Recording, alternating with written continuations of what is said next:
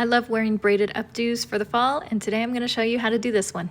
I'm still using these two little braids in the front. They are holding back some of my bangs that are growing out, so I'm just going to pull those out for now. And for this, I am just going to do one French braid down the back. So to do a French braid, you're going to start with your hair in 3 sections, and basically every time that you move a strand into the center, you're just going to grab some hair from the side. It does take a little bit of practice to figure out where all of your fingers need to be.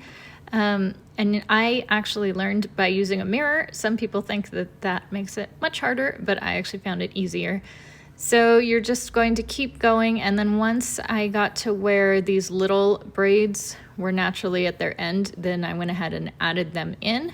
That part was actually a little bit harder than I expected it to be, but I did eventually get it figured out. And then once I got those braids in, it was just a normal French braid all the way down to the ends of my hair. When I did this one, I think my hands were getting a little bit tired because there was one side of my hair that ended up not being pulled quite as tight into it, and I ended up having to go back and like redo that section. For the end of this, you don't have to use an elastic. Most of the time I don't, but I decided that it was just a little bit easier to work with if I used a small elastic at the very end of the braid.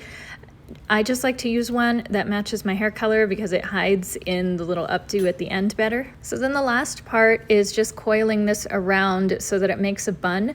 I have found that because my hair is so fine that I don't want to pull it very tight. I want to lay it out so that it takes up a little bit more space on the back of my head, so it looks like there's a little bit more hair there instead of having it just be like a little small ball.